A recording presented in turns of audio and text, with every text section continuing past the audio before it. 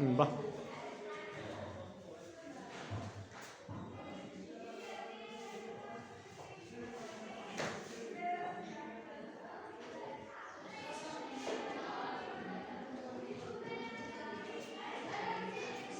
ಕೋಶ ಪರ್ಯ ಇದನ್ನು ಅರೆವ್ಯಾಪ್ತಿಯ ಪರ್ಯ ಎಂದು ಕರೆಯುತ್ತೇವೆ. ಇದು ಪ್ರಾಣಿ ಜೀವಕೋಶದಲ್ಲಿ ಯಾವುದೇ ಹಾನಿಕಾರಕ ವಸ್ತುಗಳನ್ನು ಬಿಡದಂತೆ ಕಾಪಾಡುತ್ತದೆ.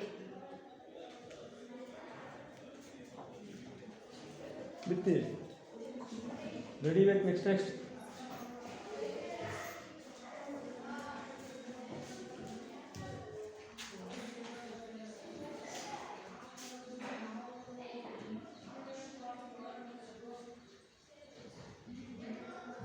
ಕೋಶಭಿತ್ತಿ ಸಸ್ಯ ಜೀವಕೋಶದ ಅತ್ಯಂತ ಹೊರಭಾಗವಾಗಿದ್ದು ಇದನ್ನು ಸೆಲ್ಯುಲೋಸ್ನಿಂದ ಮಾಡಲ್ಪಟ್ಟಿದೆ.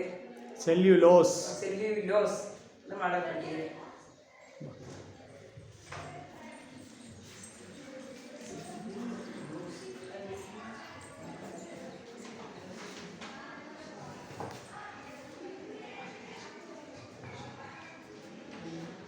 ಗಾಲ್ಗಿ ಗಾವತ್ ಬರೀ.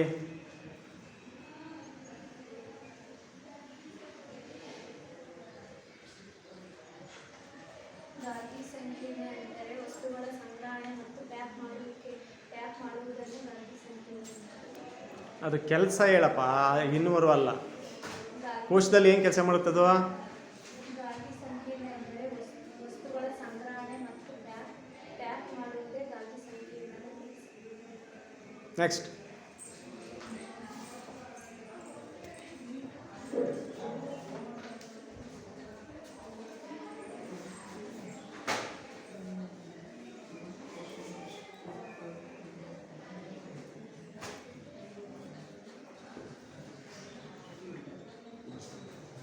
ಲೈಸೋಸೋಮ್ ಇದು ಕೋಶದ ಆತ್ಮ ಎಂದ ಸಂಚಿ ಎಂಬುದು. ಏನಂತಾರೆ ಲೈಸೋಸೋಮ್ಗೆ? ಆತ್ಮ ಎಂದ ಸಂಚಿ ಎಂಬುದು.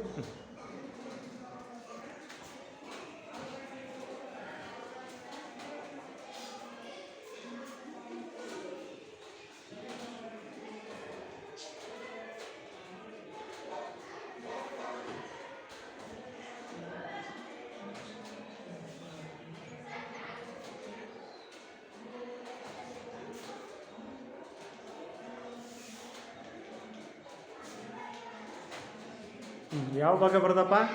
ಹೊರಟು ಎಂಡೋಪ್ಲಾಸ್ಮಿಕ್ ರೆಟಿಕ್ಯುಲಮ್. ಹಾಂ, ಇದು ಕೋಶ ಪೊರೆಯಲ್ಲಿ ವಸ್ತು ಸಾಗಾಣಿಕೆ ಮಾಡುತ್ತದೆ. ಕೋಶದಲ್ಲಿ, ಕೋಶದೊಳಗೆ. ಇದು ಕೋಶದ ಒಳಗೆ ವಸ್ತು ಸಾಗಾಣಿಕೆ ಮಾಡುತ್ತದೆ. ಬಾ. ನೆಕ್ಸ್ಟ್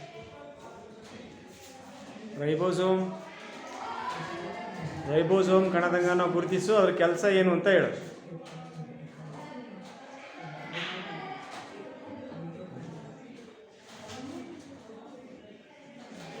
ಇದು ರವೆಯ ರೈ ಬರಿ.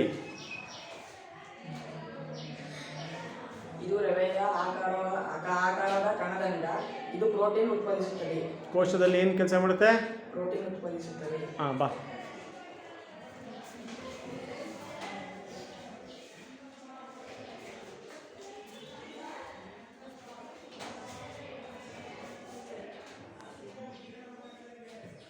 ಸೆಂಟ್ರಿಯೋಲ್ ಭಾಗವನ್ನು ಗುರುತಿಸು, ಅದರ ಕೆಲಸ ಏನಪ್ಪ? ಸೆಂಟ್ರಿಯೋಲ್ ಇದು ಪ್ರಾಣಿ ಜೀವಕೋಶದಲ್ಲಿ ಮುಖ್ಯ ಪಾತ್ರ ವಹಿಸುತ್ತದೆ. ಅದೇ ಯಾವ ಇದರಲ್ಲಿ? ಕೋಶ ವಿಭಜನೆಯ ಸಂದರ್ಭದಲ್ಲಿ ಅಂತ ಹೇಳು. ಕೋಶ ವಿಭಜನೆ ಸಂದರ್ಭದಲ್ಲಿ ಇದು ಮುಖ್ಯ ಪಾತ್ರ ವಹಿಸುತ್ತದೆ. ನೆಕ್ಸ್ಟ್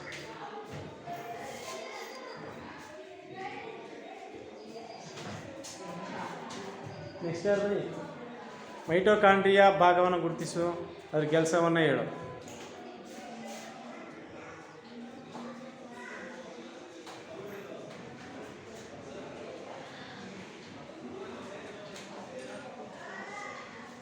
ಮೈಟೋಕಾಂಡ್ರಿಯಾ ಜೀವಕೋಶದ ಶಕ್ತಿಯ ಉತ್ಪಾದನಾ ಕೇಂದ್ರ ಘಟಕ ಎಂದು ಕರೆಯುತ್ತಾರೆ.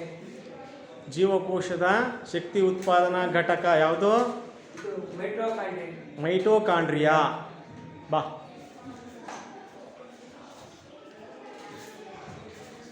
ಕ್ಲೋರೋಪ್ಲಾಸ್ಟ್ ಅಥವಾ ಪತ್ರಹರಿತ್ತು ಅಥವಾ ಪ್ಲಾಸ್ಟಿಡ್ ಸಸ್ಯ ಜೀವಕೋಶದಲ್ಲಿದೆ, ಅದನ್ನು ಗುರುತಿಸಪ್ಪ.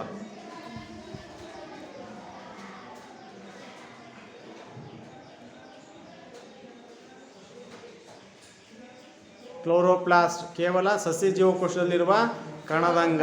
ಇದು ಸಸ್ಯ ಜೀವಕೋಶದಲ್ಲಿ ಮಾತ್ರ ಇದು ಆಹಾರ ತಯಾರಿಕೆಯಲ್ಲಿ ಮುಖ್ಯ ಪಾತ್ರ ವಹಿಸುತ್ತೆ. ಸಸ್ಯ ಜೀವಕೋಶದಲ್ಲಿ ಆಹಾರ ತಯಾರಿಕೆಯ ಕಾರ್ಯದಲ್ಲಿ ಮುಖ್ಯ ಪಾತ್ರವನ್ನು ವಹಿಸ್ತಕ್ಕಂತಹ ಕಣದಂಗ ಯಾವುದು? ಕ್ಲೋರೋಪ್ಲಾಸ್ಟ್. ಬಾ